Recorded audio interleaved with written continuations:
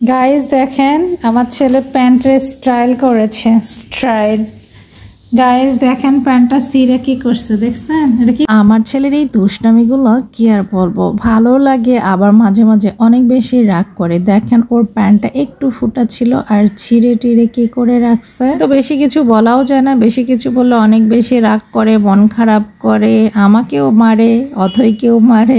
ওর নাকি প্যান্টটা ফ্যাশন করেছে। আমার ছেলে না অনেক বেশি মনে হয় ফ্যাশনিস্ট হবে, অনেক বেশি স্মার্ট আমার ছেলে। আমি বললাম যে ঠিক আছে সেটা প্যান্টটা এখন চেঞ্জ করে ফেলো, আর বলতেছে যে না আমি চেঞ্জ করব না, এটাই পরে থাকবো, এটা নাকি দেখতে অনেক সুন্দর লাগছে।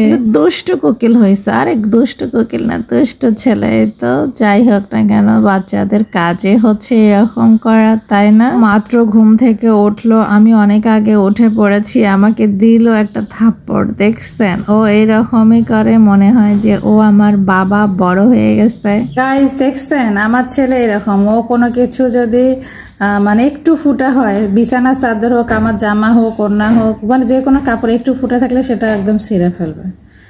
পচা ছেলে কথায়, দুষ্ট ছেলে কথায়, ফোনটায় ফেলাই দিবে।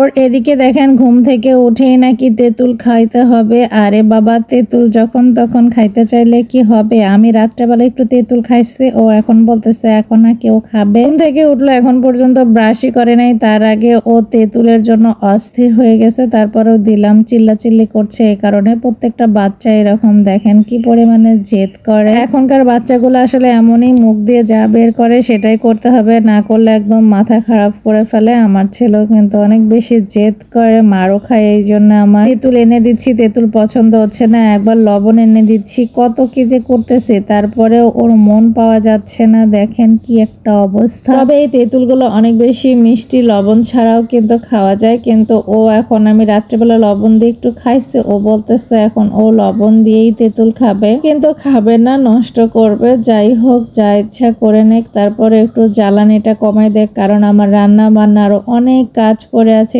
কাজগুলো শেষ করতে হবে।